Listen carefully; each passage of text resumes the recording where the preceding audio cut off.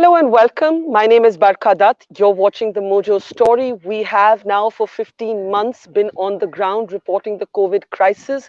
Even now, we're in a small village in Uttar Pradesh where we have spent most of our last 10 to 12 days traveling through the hinterland, but also documenting the shallow mass graves of bodies abandoned in the riverbanks as well as the floating corpses in the Ganga.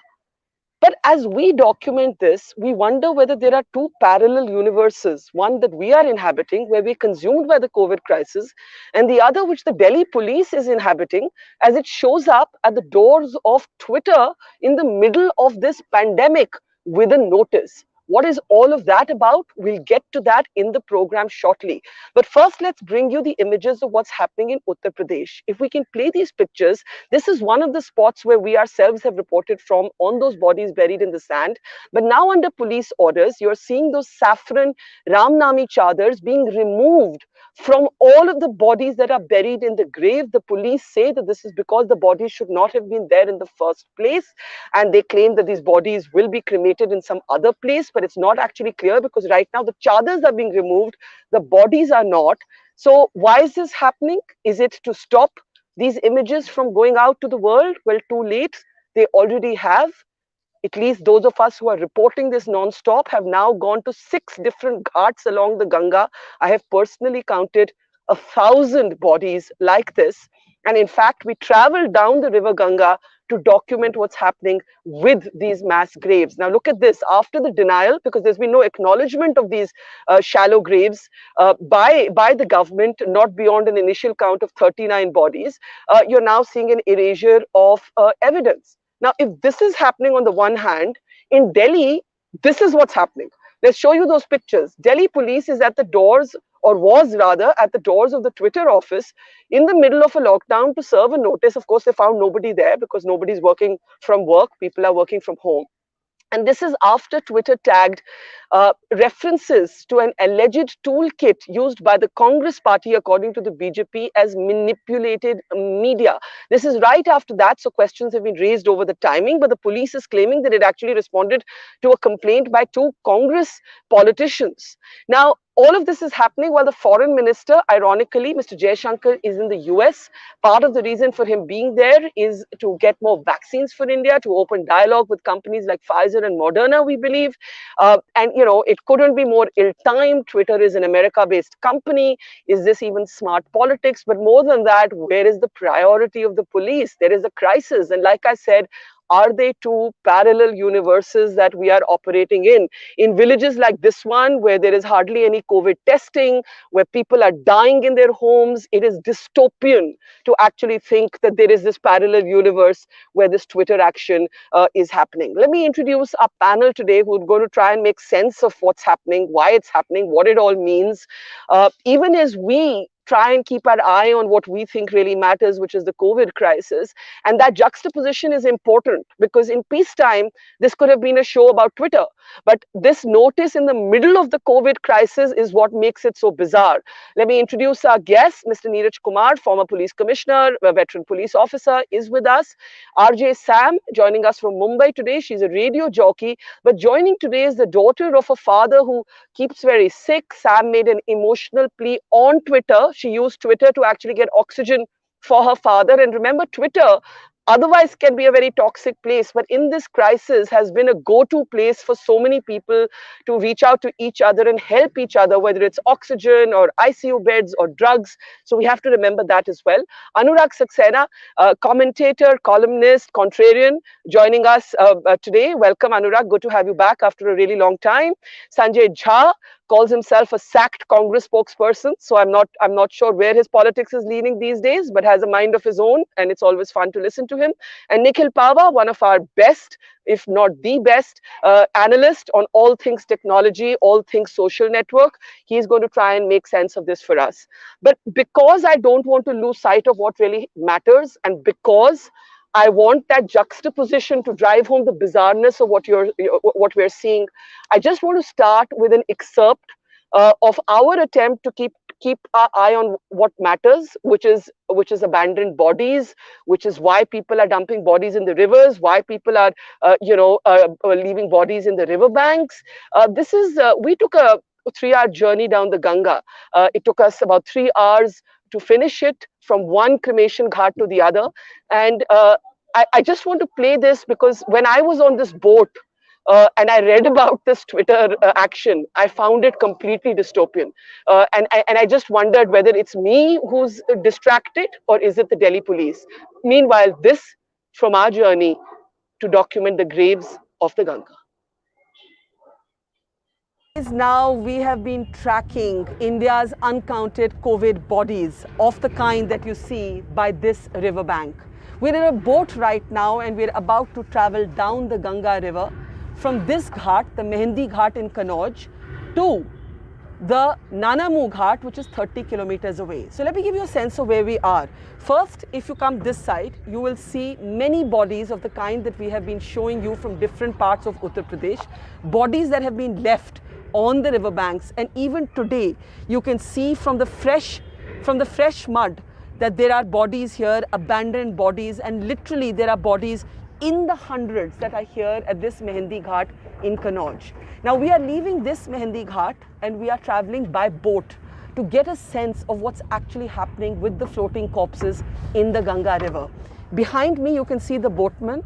The boatman is going to help us cover this journey, which is going to be 30 kilometers. We are going, as we said, from the Mehendi Ghat to the Nanamu Ghat, which is 30 kilometers away. And you can see the situation here.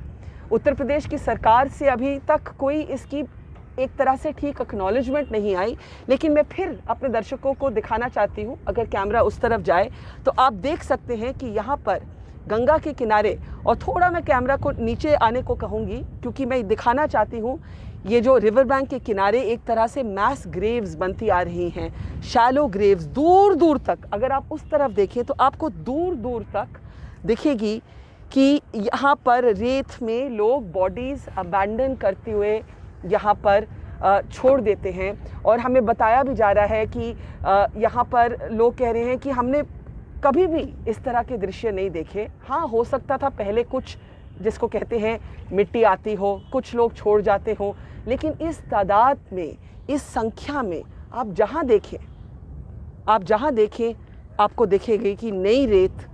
और वहीं पर in the absence of dignity, even in these moments of death, agar aap dekhein to you will see stray animals right next to the bodies, dogs and other animals too.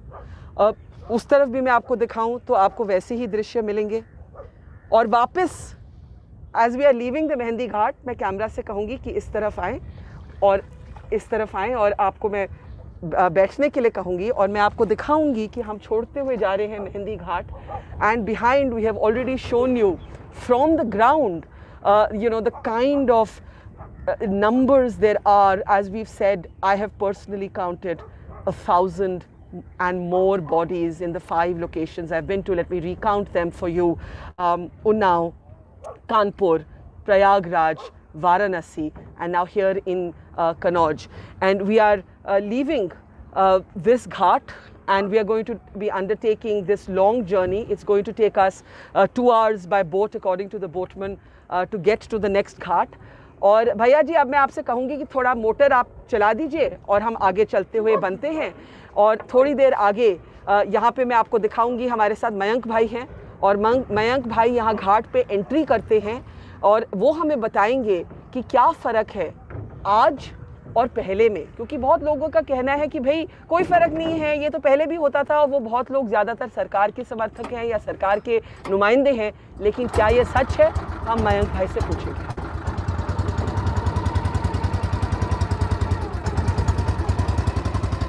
आप देख सकते हैं कि जैसे हम गंगा पर सफ़र करते हुए जा रहे हैं तो गंगा के तट पर क्रिमेशंस जारी हैं। We are seeing a number of cremations as villagers talk about a surge in the deaths that are taking place in their villages. But these cremations, and I'll just ask the camera to go there again, these are cremations where the families have accompanied the bodies. And there are two kinds of last rites, in a sense, that are taking place at these ghats. One is, of course, where you have the families accompanying the body, and the other is where the bodies are being completely abandoned and they're being left, as we've said, buried in the river banks, in the रेत, in the sand.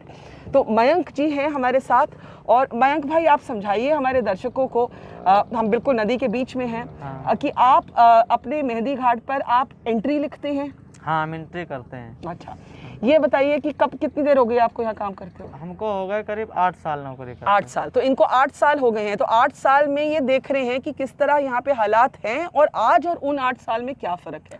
तो सबसे पहले मैं आपको पूछूंगी कि हमने देखा मेहंदी घाट पर कि मतलब हंड्रेड्स ऑफ बॉडीज़ जो रेत में डली हुई हैं, ये कितने दिन से ऐसा सिलसिला चल रहा है? ये अभी करीब 4-6 हफ्ता पहले से, मतलब ये सब जब चल रहा है, कोरोना के टाइम से चल रहा है। और पहले मिट्टी 1-2 दिन में गाड़ दी जाती थी, जो मतलब बच्चे, छोटे बच्चे हैं या जिनकी शादी आदि नहीं हुई थी, वो लोग गाड़े जाते थे। और अब तो काफ़ी मिट्टी है, भीड़ के चक्कर में जगह नहीं थी, तो मतलब रात हो जाती तो भी आदमी भाग जाता घर में। ये आप समझाइए, आपने कहा कि पहले, क्योंकि कुछ लोगों ने कहा कि पहले भी ऐसे रिवाज थे, आपने कहा पहले बच्चों के साथ होता था, because children are not criminated, या किसी की नई शादी हुई उसके साथ होता था। तो ये रिचुअल समझा रहे हैं, क्योंकि आपने शायद देखा होगा सरकार के कुछ लोग कहते हैं भाई ये तो पहले भी होता था, लेकिन पहले जो होता था वो छोटे बच्चों के साथ होता था, या फिर जिसकी नई शादी हुई। अब जो आप 4-6 हफ्ते से यहाँ देख रहे थे, क्या होता था? लोग आके बस छोड़ जाते थे, जगह ही नहीं है, भीड़ इतनी, वहाँ से लेके यहाँ तक तो मतलब भीड़ इतनी, 150-200 मिट्टी। मैं आपको दिखाती हूँ कि हम ये उस घाट से हम कहीं दूर आ चुके हैं, वो वहाँ मेहंदी घाट है जहाँ पर रेत में, और वो तस्वीरें हम आपको ऑलरेडी ग्राउंड से दिखा चुके हैं और दोबारा भी यहाँ पे आपको दिखा रहे हैं कि रेत में बॉडीज छोड़ जाते थे। अब आप मुझे बताइए कि अंदाजन एक दिन में, क्योंकि मैंने तो यहाँ पे मतलब गिनती मेरी बंद हो गई, एक दिन में कितनी आप देख रहे हैं मिट्टी आते हुए? पिछले 4-6 हफ्ते, पिछले 4-6 हफ्ता पहले तो यहाँ पे बहुत पोजीशन खराब थी, 200, 150, 250 दिन में, लगभग एक दिन में इतनी डेड बॉडी आती थी, और मतलब इतनी भीड़ थी जहाँ पे मिट्टी जल नहीं पाती थी, तभी आदमी छोड़ के चले जाते थे, क्योंकि माहौल बहुत खराब था। तो ये बता रहे हैं हमें मयंक कि ऐसे भी दिन इन्होंने देखे हैं जब एक दिन में 200 से अधिक बॉडीज यहाँ आ रही थी और उनको छोड़ दिया जाता था। ये कहाँ से आ रहे थे लोग? जे 4-6 जिले लगते हैं, एक तो कानपुर देहात हो गया, एक औरैया हो गया, एक हरदोई हो गया, एक लखीमपुर खीरी, और लखनऊ और कन्नौज। इतने दूर दूर से लोग आ रहे थे। रात को आते हैं ज्यादा? रात को आते थे 8 बजे 7 बजे तक, और सुबह 6 बजे 5 बजे से मिट्टी आना शुरू हो जाती थी, रात में 8-9 बजे तक मिट्टी आती रहती थी। आपका क्या अंदाजा है कि 4-6 हफ्ते में यहाँ कितनी मिट्टी आई होगी? 4-6 अंदाजा में आई होगी, करीब 1500 मिट्टी आई होगी। तो ये बात कर रहे हैं कि एक ही घाट में 4 से 6 हफ्ते में 1500, मुझे लगा इन द हंड्रेड्स हैं, ये 1500 बॉडीज एक घाट पर बात कर रहे हैं। एक और मैं आपको सवाल पूछूंगी कि ये क्या माहौल है कि लोग छोड़ के जा रहे हैं? किसी को मालूम नहीं इन बॉडीज़ का नाम क्या है, इनके साथ कौन परिवार जुड़े हैं, क्योंकि एक तरफ तो जहाँ अंतिम संस्कार हो रहे हैं वहाँ परिवार वाले हैं, वो ठीक है, लेकिन जो रेत में छोड़ दिए जाते हैं, ये क्या है? ये इनके पास पैसे नहीं है कि ये कोरोना की एक तरह से डर गए हैं कि भाई लोग क्या कहेंगे? भाई जनता जो कहती है कि मतलब पैसे नहीं है, और मतलब दूसरी बात की भीड़ है, चलो इससे ठीक गाड़ दे वही ज़्यादा ठीक है, और पैसे नहीं है, और कोरोना टाइम मिट्टी जली है तो 3 घंटा लगे हैं, और भीड़ भाड़ हुई तो और मतलब बीमारी बढ़ी है, इसे डर की वजह से मिट्टी गाड़ के कुछ लोग चले जाते हैं। तो कोरोना के डर से। अच्छा, अगर मैं आपको पूछूं कि जब कोरोना की गणित की जाएगी हमारे देश में, तो इन बॉडीज को कौन गिनेगा? कोई गिनेगा? कोई गिनती है, कोई नाम है, कोई हिसाब है? इसका कोई हिसाब नहीं लगा सकता कि कौन कहाँ से आया और कहाँ गाड़ के चला गया। इसका कोई हिसाब नहीं लगा सकता, और दूसरी बात है कि इसको हिसाब लगाने की कोशिश भी नहीं की गई। मयंक भाई, 8 साल आपको हो गए हैं इस घाट पे काम करते हुए, कभी आपने ये हालात देखे हैं जो आपने 406 हफ्ते में देखे? ऐसा तो हमने कभी नहीं देखा है जैसा ये हुआ 2-4 हफ्ता पहले। अब लेकिन फिलहाल थोड़ा बेटर हो गया है। हाँ। ये इन्होंने जो 4 से 6 हफ्ते में देखा, इन्होंने पहले कभी नहीं देखा। ये कहते हैं 1500 ऐसी बॉडीज आ चुकी हैं विच हैव बीन अबैंडन्ड। तो जो डिनाई करना चाहता है वो यहाँ आकर हालात खुद आंखों देखा हाल मयंक से आप सुन लीजिए और आपने सुना भी। और सुभाष भाई से बात करते हैं जो हमारी नाव चला रहे हैं, जो हमें लेके जा रहे हैं इस 30 किलोमीटर के सफ़र पर गंगा नदी के किनारे। सुभाष भाई, आप क्या देख रहे हैं? आप तो ऊपर नीचे आपकी कश्ती जाती है, पिछले 4-6 हफ्ते में क्या देख रहे हैं आप? मैम, हमने अपनी ज़िंदगी में नहीं देखा इतना, जितनी अब बॉडी देखी इस वक्त। और यहाँ बॉडी देखते खन मेरा घबराहट होने लगी। मैंने अपनी बोट भी बंद कर दी। बोट बंद कर दी? और क्या, मतलब इतनी घबराहट हुई? हाँ, इतनी लाशें अपनी ज़िंदगी में देखी नहीं मैंने। इतनी लाशें अपनी जिंदगी में देखी नहीं। और ज्यादा क्या देखा कि लोग छोड़ के जा रहे? छोड़ के, हाँ मैम। कब आते थे? ये दो हफ्ते हो गए आगे। अच्छा। हाँ। और रात को आते हैं? ज्यादा रात को भी आते थे। अच्छा। और जिस घाट पे हम जा रहे हैं वहां पे भी उतना ही बुरा हाल है? इससे ज्यादा वहाँ भी है। और वही हो रहा है? हाँ। रेत में छोड़ के जा रहे हैं? जा रहे छोड़ के। क्या लगता है आपको कि क्या हो गया इस बारी? मैम, पता नहीं है क्या हो गया। इससे तो अब आदमी की, सबके संसार में एक ही बात है कि पता नहीं ये क्या हो रहा है। यहाँ कोरोना को लेके गाँव में कुछ टेस्टिंग वगैरह की बंदोबस्त है? किसी के टेस्ट हो रहे हैं कोरोना के? अभी तो नहीं हुए हैं। आपने कराया कभी कोरोना का टेस्ट? अभी नहीं कराया। आप कराना नहीं चाहते? क्यों नहीं? अगर महसूस होगा तो मैं बस कराऊंगा। गांव में लोग मास्क पहने हैं क्योंकि हाँ। आप नहीं पहने? मैडम, अभी मेरा ये टूट गया है। अरे, दुपट्टे के साथ कवर कर लो। अच्छा, है ना? कवर कर लो, वही अच्छा रहेगा आपके लिए भी। पर आप ये बता रहे थे लाशें अपनी जिंदगी में नहीं देखी। आपको कितना साल हो गया यहाँ पे? कम से कम जब से मेरी, ये समझ लो 30, 31, 32 साल में हो गए हैं। 32 साल में आपने कभी ऐसी बॉडीज कभी अपनी लाइफ में नहीं देखी ऐसी। कितनी देखी होंगी आपने? अरे मैडम, बस कहो ना, हम तो देखा थे पूरी लाइन के ऊपर लाइन, एक फुकनाई पाए दूसरी वहाँ फिर चालू। और आपको इतना घबराहट हो गया आपने फिर बोट बंद कर दी? सबरी बंद हो गए। हमारी लोगों ने 7 बोटें हैं, 7 बंद हैं। क्यों? क्या कर रहे हैं? मतलब इतना हाँ, मन नहीं हुआ? बस यही मन हुआ कि कहीं शांति जगह निकल जाओ जहाँ मनुष्य का नाम ही ना हो। बिल्कुल दिल से बोले कि ऐसा मन हुआ कि कहीं निकल जाओ जहाँ मनुष्य की नाम ही ना हो, क्योंकि इतने सुभाष भाई बॉडीज देख चुके हैं।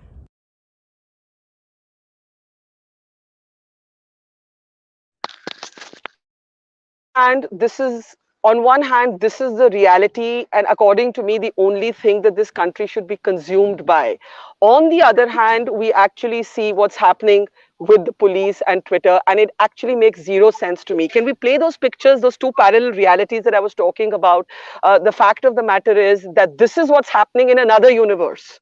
So, you have what's happening at the Ganga and other states, and then you have what's happening in the capital, where the police is serving a notice to Twitter on some toolkit controversy. The BJP accuses the Congress of having created a toolkit to defame India and defame the Modi government. Twitter used a manipulated media tag. This is as people are dying in our villages. And it just astounds me that that is not where the attention of the country is. That is not where the attention of the police is. Can we come out of these pictures now and go into our discussion and try and make sense of what's happening here? Let me just get reactions from Nikhil first, who follows technology. But Nikhil, as a citizen, before as a tech expert, does this make sense to you? I mean, this would be a different story in a non-pandemic time, but to see it happening in the middle of what we're living through just makes it all the more absurd. Well, this is one word you think of, right? Priorities. What are the government's priorities here? And we know that social media is being used as a weapon of mass distraction, and that's exactly what this entire controversy around Twitter seems to be. And we've seen it before. If you look at a couple of months ago, during the farmer protests, the government sent notices for censoring many handles, including those of the caravan. Again, primetime news shifted to those controversies away from the farmer protests. So I think this is a tactic that they see that has worked, and they seem to keep wanting to use it again and again. And I can only say that going forward, it looks like there's not going to be any end to the usage of such tactics to distract people's attention. People have been dying. I mean, if there's no one I know who hasn't lost someone that they know or they're close to in the last few weeks in Delhi. There has been paucity of oxygen. There's been paucity of cylinders, and there is a need for the government to change the focus, which is why they've even sent notices to Twitter around a frivolous thing saying that censor content that mentions the Indian variant of the virus. It's ridiculous. How does it matter? I mean, this is a time to save lives, to bring in oxygen, to get people vaccinated. That's the priority. What's I, happening I, is sup- just unbelievable. yeah. I suppose on the Indian variant, they argue that in countries outside India, and I'm sure Anurag can speak to this, it would kind of create a kind of racial prejudice, as we saw earlier when Trump used to keep calling it the Wuhan virus and so on. I suppose that would be the argument. But, this line that you used, what a great line, weapons of mass distraction. It's to distract from, what we're actually seeing here on the ground, where actually evidence is sought to be erased from the mass deaths that are taking place. How do you imagine that Twitter would respond? Because previously you have seen Twitter cozy up to power. It doesn't matter which the government is, but we've seen somewhat of a pushback and this manipulated media tag. If we'll show it to you on the screen. Nikhil, how did you read that particular controversy?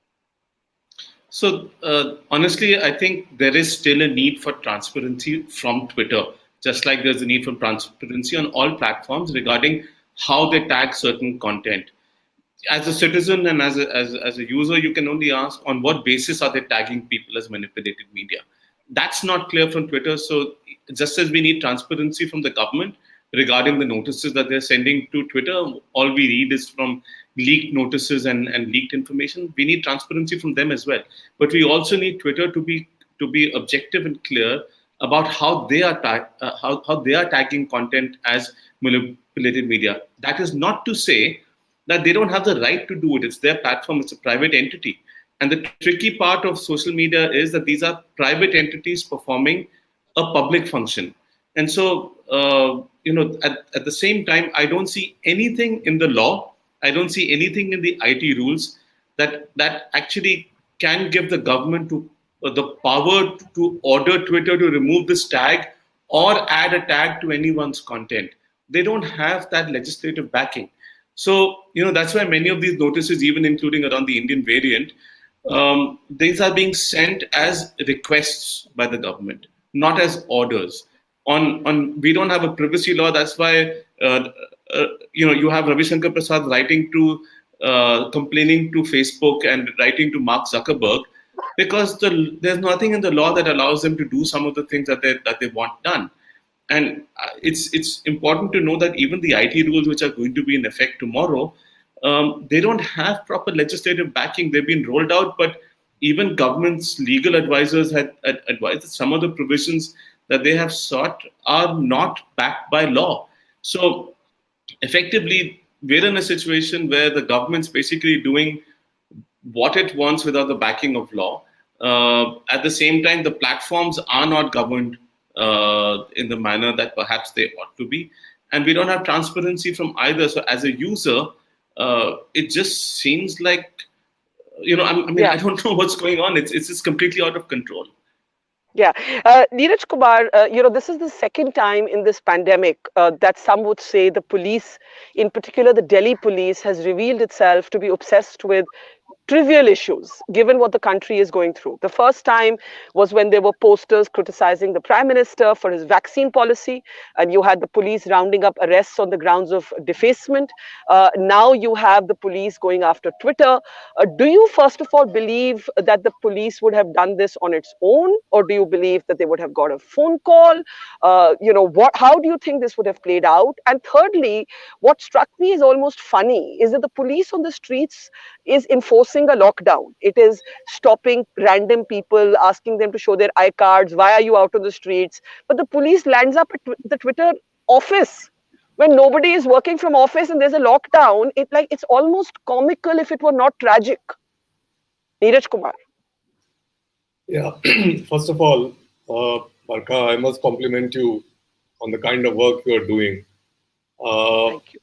I also wish to tell you that things are no better in cities. Yes. If you go to a central cremation ground like the Nizamuddin ground, the ASI there who is deployed on duty, he cremates on an average over 100 bodies every day on his own. These are bodies which are coming from hospitals, and nobody accompanies those bodies. And it is this ASI Rakesh who Yeah. creates these bodies. And if you scour the same platform, Twitter, you will find visuals of Rakesh Kumar carrying the dead bodies from the hearse right to the cremation ground, and also cremating them. And the fact of the matter is that most of the cost is being borne by that officer out of his own pocket. Of course, we try to compensate. I mean, the Delhi Police Headquarters tries to compensate him for all that he does. So it would be very unfair to the Delhi Police if that part of the good work that they are doing is not shown. During the COVID, they have done excellent work. But No, if you want absolutely. I mean, this man is a hero. This man, I just want to say that the officer you describe is a hero, and there are always individuals, and the police is also exposed to COVID. It's been at the front line, but so the issue is not to not acknowledge, yeah, I come individual to that. act of courage. But yeah, go ahead. Yeah, what I wanted to say was that your visuals, if they were juxtaposed with the visuals of the good work that the Delhi police is doing, in even cremating dead bodies, that would have put things on a Fair proper enough. footing. Fair enough. But Fair enough. nonetheless, what is happening with regard to Twitter is also worth deliberating upon. Uh, you may know the fact that on the 18th, a complaint was received from the Congress. Rajiv Gowda and Rohan Gupta were the joint signatories to a complaint that was given to the Delhi police that their letterheads were forged, and certain a toolkit was devised and which was tweeted by four people of the BJP. You know the names: JP Nadda, Smriti Irani, BL Santosh, and I think Sambit Patra was one. Yes. And now those tweets were declared as manipulated by Twitter. Now the complainants were asked by the police to come and, in connection with their complaint, and clarify certain things that needed to be clarified. They did not turn up. When they did not turn up, the police, contacted Twitter, and there somebody who is professedly the managing director of Twitter in India, namely a person called Manish Maheshwari. If you see his Twitter profile, it says managing director. But when he was contacted, he said, "I'm not the managing director. I have nothing to do with Twitter company. I am the sales representative or sales head of the Twitter International Indian Communication something, And he said that he disassociated himself with Twitter and said, "I just represent a company that has been outsourced the activities of Twitter." So it is in that context that he was asked to come. This was sent on email. He did not turn up. Then the police went, and that is where the matter stands. But the whole thing has been kind of misunderstood. And to answer your question about whether it was the right time or whether it was necessary to land up at the Twitter office, maybe we could have waited. There was no sense of urgency. But as you know, with these political issues, when Congress is saying something and BJP something else, and one is accusing the other of forgery and misrepresentation, and that too in the midst of this crisis, which is unbecoming of the major political parties of the country. Sometimes it becomes necessary to sort out all these issues. So you're saying the police feels caught in the politics of the Congress versus BJP. Is that what you're saying, Neeraj? Yes, quite a bit, to quite an extent. It is caught, and trying to resolve something, a logjam between the Congress and the BJP, each accusing the other of forgery and this and that. So, Okay. yeah. let me get responses to what you've said. Sanjay, I'll come to you, and then right away Anurag. Sanjay, the point being made here is that this is in fact in response to a complaint from two congressmen, Rajiv Gowda and Rohan Gupta, and they have in fact been served notice today by the police to ask to join the probe since they were complainants in this case, and that the police feels kind of caught between a rock and a hard place. Kare to kare, nahi kare to bhi problem, kare to bhi problem, because there's a sort of face-off between two major political parties. Your response. Again, I remind everybody that there is a crisis in this country of an unprecedented proportion, and we are doing this in the middle of a crisis. Sanjay, go ahead. Barkha, I think let me start by saying what I have said on Twitter. First and foremost, many congratulations to you and your team for doing things that I believe the government ought to have been doing. Let's put this fact on record. Number one. Number two, let's bite the bullet. I think I have a lot of respect for Neeraj Ji, but this is not the time for us to be pussyfooting around. What we have witnessed is disgusting, repugnant politics. I can tell you this, Barkha, on the day this entire hullabaloo happened, India witnessed the highest number of deaths on that day, 4,529. We are contributing 1/3 of the global number of deaths. 50% of the global cases have come from our country. Our positivity rate continues to be in a high double-digit levels. And we all know there are no vaccines. We are preparing for a third wave. And here you had the BJP, part of the ruling dispensation, actually indulging in the most filthy politics by targeting an opposition party with whom they have some kind of a pathological hatred for. Fair enough. But there is a time for these contests. There's a time for this conflict to happen. The elections were over. Right now, this government had to be focused on ensuring that those who are dying on account of no oxygen supply, and those who don't get an ICU bed, and others who queue up at vaccination centers and go back home without a jab, focus on them. And I'm telling you this with complete authority. And I said it on the day this news broke out, Barkha. And I say so with complete responsibility here, that if the BJP who made the acquisition is not able to furnish evidence, then today somebody can come and accuse you, me, Mr. Kumar, Nikhil, anybody on the show, and we are guilty or what? I mean, this is a banana republic manifesting itself in its worst shape. I mean, I vouch for this. The Congress has made errors in the past.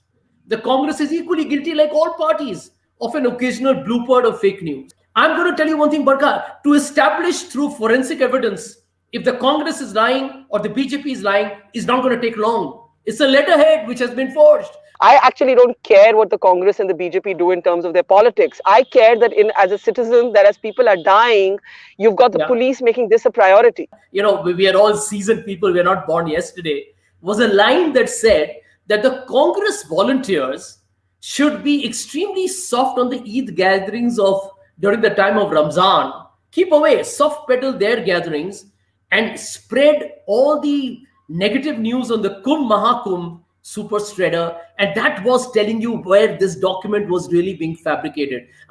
Congress may not be the wisest political party, but it's not so naive and dumb as to play communal politics on a document which is going to be shared with everybody across the world. So this is a BJP manufactured toolkit. I think so. Barkha, here, my view is really simple. It is absolutely possible for two wrongs to coexist, right? So on one hand, there are questions about the timing, about the effectiveness of the legal or the legislative framework to manage big tech, especially social media companies. And I absolutely agree with Nikhil that India has been really, really lacking. On the other hand, if you look at it from a network externality perspective, big tech is fairly powerful and needs to step up the plate in offering the transparency that they expect. As a nation, it's important for me as a citizen, it's important for my right to freedom to be protected, for my right of privacy, for my right of representation, fair treatment, whatever it is. Current laws in India do not provide that. So I think there's a lot to be desired from the government and from social media companies. On your second question, I don't know. I have a very basic kind of a response, Barkha. Let's not get into false equivalence. Ki, hey, there's such a big crisis, and should India worry about everything else? Because that's a very slippery slope. I mean, I would question you back. Should India keep running its school program? Should we run our defense program? Should we run our Anganwadis? Or should we just give everything up because India is dealing with a crisis? I think it's times of crises where misinformation needs to be managed. It's times of crises where media, social media, anybody that can disinform or misinform needs to be regulated a little tighter if they are not able to self-regulate in the nation's interest. So you're saying, let me understand what you're saying, Anuraag. And you're saying that because, in fact, there's a crisis, the information on Twitter or on other networks matters more than ever before. And therefore, it cannot be considered in the way that I presented, a trivial sidebar on which no time should be spent. So let me follow up with a question. What part of this manipulated media controversy seems to you to be germane to how information is being put out there in the context of the crisis? You see, we have to, it is beyond this particular incident, Barkha. There's the whole issue of sovereign rights and how a nation chooses to enforce those sovereign rights. Now, in India's case, there is no current mechanism. And look, I've been Nikhil's fan for ages, since the free internet days. And these guys have been shouting their mouths out, listen, let's get a framework in place. Now, if the framework is missing, there are authorities that have that have the rights to seek explanations, to make requests, to issue show cause notices, etc., etc. As inefficient as the law is, there were certain notices issued, let's say, or whatever we call the document, for officers to present themselves who did not present themselves. Now, is it ideal? Clearly not, and which is why I said, two wrongs can coexist. But there have been multiple cases in the past where organizations like Twitter have gone ahead making the case that, hey, we'll self-regulate ourselves, we don't need you to regulate us, etc., etc.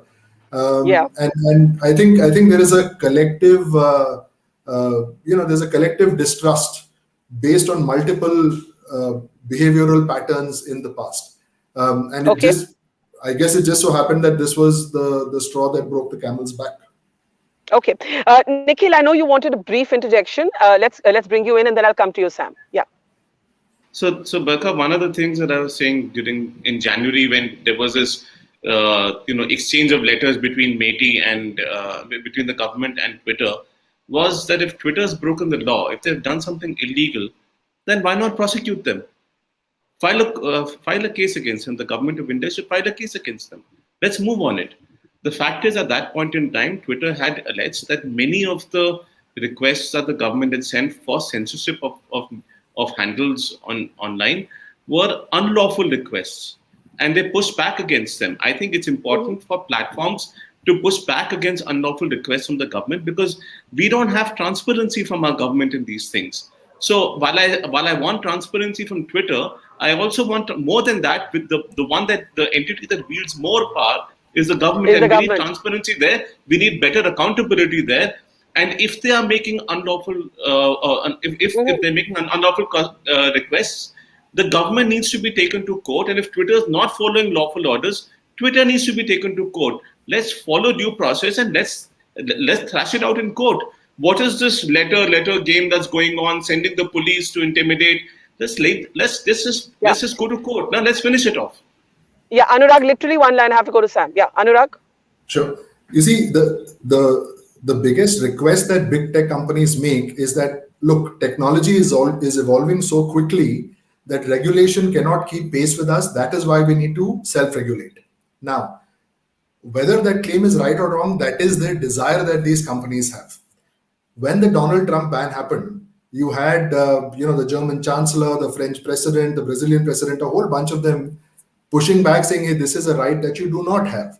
So let's also be realistic that it's not just India, but there's a whole bunch of countries that do not actually have laws in place to enforce. if I may, Anurag, the Indian IT rules, the IT rules that were issued in February actually allowed Sambit Patra right now to write to Twitter and raise a grievance which needs to be addressed in 15 days. So why not follow the rules that already exist? Why does maybe have to write for another for a political party member? Follow the rules, file a complaint, have it resolved. There's a process in place. Can I come to a less technical point that Twitter, for once, has been a space where people have turned to each other when institutions of governments across India, I'm not talking just about the central government, I'm also talking about what's happening within states, have failed. This has been a crisis where people have depended on people. And I know that that's been Sam's experience. Sam, when you reached out for oxygen for your father, and people did come to your help. And when you see that experience and then what's happening across the country, and then the third part of it, Twitter versus Delhi police, as a daughter, as a citizen, what do you feel? I think if I was given an opportunity, I would just request all the politicians to just get off Twitter and just spare it, because for us as common people and for the people who are suffering right now, the only thing that matters is that we need to save the lives of the people who still have who are still surviving, because most of them are already have already gone, and I think that in today's date, if I look at my father and if I look at Twitter, it's a platform for me to actually reach out to people for any SOS help that I need. You've known it, I think, about the oxygen cylinder, after a couple of days post that episode, I also needed an oxygen concentrator for my father because I wasn't getting enough oxygen cylinders. And again, I'd reached out to people at Twitter and I got sufficient amount of help. Now, Twitter also is very niche. There are a lot of people who don't have an access to any of the social media accounts, but then these people actually reach out to us. There are crusaders who listen into such people who don't have a social media account at all. They post tweets on their behalf if they can get some SOS help at that point in time, and it can save some life. So I think you take away Twitter from us, give us some other platform, but you cannot establish what has already been established already. And it's like some assurance for us. It's like a platform where which has actually become a lifeline for most of us, for smallest. So the politics of it, or it being hijacked by mainstream politics bothers you.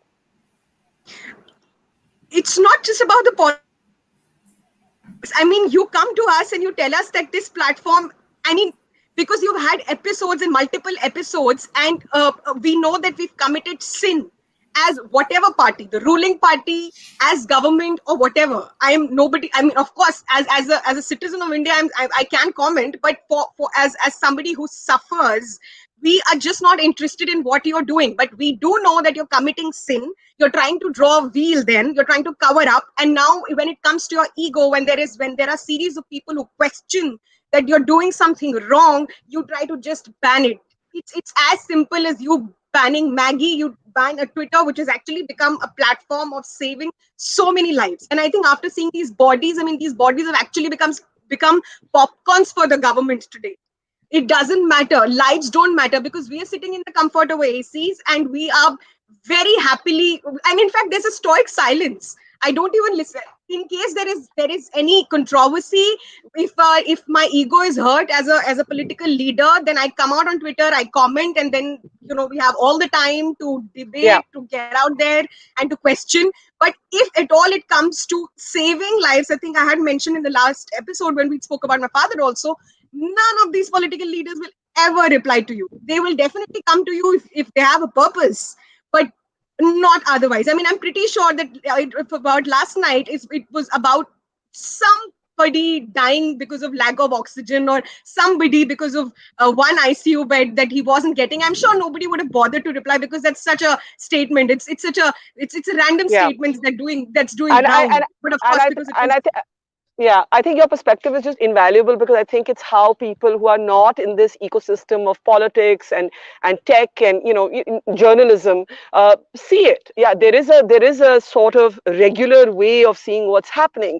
Now, I need to start sort of winding up here, and I just want to come to Sanjay very briefly to comment on what Neeraj Kumar said, that the police feels caught in the Congress BJP politics, and so you can't fault the police. The police, no matter which government it is, the police gets squished because we haven't really set our police free. Sanjay? Well, Barkha, I am sorry, but I can't be so charitably disposed to the Delhi police. Its credibility is at an abysmal low. We all saw how they handled the Delhi riots investigation. No comments. The Delhi police reports to the union government, and I know for a fact that this is a thin-skinned government. This is a government, to take from what Sam said, Twitter has outperformed Mr. Modi's government. It is a trust deficit between the citizen and the state that makes an ordinary Indian like Sam and me, and all of us are ordinary people, even though we speak English and come on your show. There are millions of my friends who have suffered here. And I mean, everybody calls out to me for a request for XYZ. And I tell them, listen, are you on Facebook or Twitter? Do that as well. I will try to do my best to help you. This is basically, Barkha, an epitome of a largely a state which is a nanny state. It cannot stand criticism. You know how they went after you? Your father had died. You were still grieving. And I remember that. And you were speaking some home truths, but they didn't bother. This is a cold-blooded, culture that we have in this country, driven by political polarization. Anybody who takes the government, the BJP, Mr. Modi, or anybody on, just go after them, hammer and tongs. And is that and certainly I've had my share of experiences, but let me just push back a little bit on your comment and say, aren't all parties in government thin-skinned about criticism? We have seen the same sort of intolerance at the state level from many of the regional leaders who literally act, Sanjay, as authoritarian as the central government often does. So I just wanted to make the point that we've seen that kind of curtailment with Mamata Banerjee, for example. So I just want to make that point, notwithstanding my own sometimes terrible experiences on Twitter and with politicians. I'll give you a short one. I said it at the beginning, I'll repeat it again. All parties, including the one that suspended me, whose ideology I believe in, the Congress, are guilty. But the BJP, in scale, magnitude, and intensity, I think they have taken it to another level. Okay, Neeraj Kumar, very quickly, does the police have the right to say that we are caught in the politics? I mean, do you not, as a police commissioner, feel embarrassed that your force that you once commanded over is chasing arrests over posters that criticize the Prime Minister and some Twitter squabble between, Congress and BJP? When you think of that stellar police officer who's cremating bodies, isn't it an insult to men and women like him? The service that they're providing, that the police should have to be used for this? Before I reply to your question, Barkha, one or two quick points. We talked about technology, we talked about regulation, we also talked about morality and thick skin, thin skin, and all that. In the midst of it, a very important point has been missed out, and which is that why must Mr. Manish Maheshwari, who claims to be the managing director of Twitter on his Twitter profile, suddenly turn around and say that I am not connected with Twitter, the mother company. I belong to a subsidiary company which has got nothing to do with the mother company, and I am their sales head and so on. If Mr. Maheshwari had given a response to the Delhi police's query, claiming responsibility or speaking on behalf of Twitter, the matter would have been over, and I'm pretty sure that there would have been no need for police to land up at Twitter's doorstep. The other point I want to make is that by landing up at Twitter's office, the Delhi police has not shown that is the priority. It is one very small wing of the Delhi police which has done so. The other jobs that Delhi police is doing is doing to the best of its ability, which includes fighting. But doesn't this small team give the larger force a bad name? That's what I was really asking. No, as I said, this force would not have gone there if Mr. Maheshwari had replied to the query that was made. But be that as it may, yes, to things like taking action against auto rickshaw walas and others for those posters that were put up, or for showing alacrity when it is not required. It does, it is unpalatable to somebody who has served in the police force earlier. And on occasions, I do feel aggrieved. But nonetheless, I don't think that too much meaning should be read into what has happened with regard to Twitter. Okay. Okay. Nikhil, you're wanting to explain this Maheshwari thing, I think. Yeah. Barkha, but Maheshwari, I mean, if you look at an employee of Twitter right now, under the IT rules, the chief compliance officer has got criminal liability for not acting on user complaints that might have criminal ramification. So someone from this company could go to jail. There have been cases filed against Twitter employees across the country on charges of sedition. So, a company would like to protect its employees when there is this kind of action, even though it's in an independent platform taking place. So while I don't agree with Maheshwari's, with Manish Maheshwari's stance that Twitter India should not be responsible for the content in India, you also have to then improve laws to ensure that companies don't seek such structures to prevent such kind of liability for their employees. The other point I wanted to make was, let's not forget the Delhi police landed up at the Twitter offices with the media in tow. This was meant to be broadcast. This was meant to be showcased.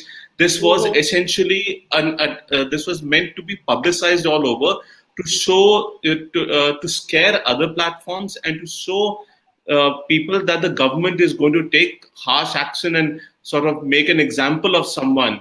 They don't have to serve these notices at night. They don't have to take the media along with them, but they wanted to. So this, I don't think this can be isolated from the politics of what's going on right now. It's not just a pure and simple police action. It's meant to be a show. Yeah, and as you said, weapons of mass destruction. I literally have a minute left, so I'll give 30 seconds to Anuraag and Sam. Anuraag, your last thoughts. You see, Barkha, this is really an emotional time for everybody in the country. Each of us have heard bad news from people we know.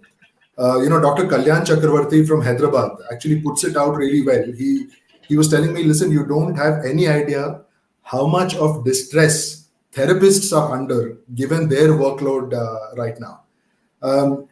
But this is, India is not alone. There was news reports of capability issues in Osaka, in the UK, people being moved out of hospitals so that younger people can be brought in and given oxygen and things like that. So I understand why people get very emotional about it right now. There's terrible stories. At the same time, let's understand that this is a situation the world has never seen and the world is not ready for it. Now, we want to blame somebody for our woes. Perhaps the Prime Minister and the establishment deserves it. Perhaps it doesn't. But let's make sure that, let's not be in denial about what the world is facing and that India is not unique alone. And let's not, let's not seek victimhood by making, A or B or C or D responsible. All of us haven't worn masks when we should have. All of us haven't kept our distance. There are protests and rallies going on right now as we speak, which are being supported by politicians who somehow still want to blame the Prime Minister. So let's be a little realistic about, let's be a little realistic and let's be a little fair. I mean, there would have to be a separate program on accountability and where it should lie in terms of COVID. But in terms of Twitter, Sam, I'll give you the last word. Just what you would like to say to the politicians and the police as somebody who's not in that ecosystem. I think I would only like to beseech these politicians to actually spare us the horror because at 1 a.m. on a certain night, if for instance you've seen me, I mean you can see my father, I think you've seen him in this state, and for a daughter like me who is nobody else, and in case I'm short of oxygen, in case I don't get an ICU bed, in case I'm stuck with also a medicine now, and there's no pharmaceutical shop which is open, Twitter is my space. There are people, the civil society rally which helps me, and we wouldn't know because that's the only only solace that we have right now. Please spare us the horror. We have to save lives right now, and do not politicize it for us. You can use your politics for everything else in the world, but right now Twitter is just a platform to save lives for us and for several other people who are just common citizens of India, trying to just save their loved ones' lives. And we would request them that at 1 a.m. in the night, if ever we need you, you will never pick up a calls even during the day. At least let the people on Twitter who are helping us to continue to help us and just stop Yeah. this entire politics for this platform, which is just right now serving the sole purpose of saving lives and helping people in any small or big needs right now in Yeah. this, in these Well, unprecedented times. I think we're going to let you have the last word because it really comes from a place of having lived, with struggle or daily struggle and not having anyone to turn to, but people to people, and that in itself is a tale of our times. We will have to leave it there. Sanjay, Anurag, Mr. Kumar, and Nikhil and Sam. We hope your father feels better. To our audience, we will continue our eye and not be distracted on what's happening on the ground, both in the cities and in our villages, and continue to report from the ground. On people who are dying, in particular, unrecorded and unacknowledged, even as we focus on how more lives can be saved. Thank you for watching. We have another program coming up in 15 minutes from now, so do tune in then. And in the meantime, to our panel, thank you and goodbye. It's great to see you here. Thank you for watching our work. If you haven't subscribed yet, don't forget to click the bell icon and subscribe to Mojo Story and support independent, robust journalism.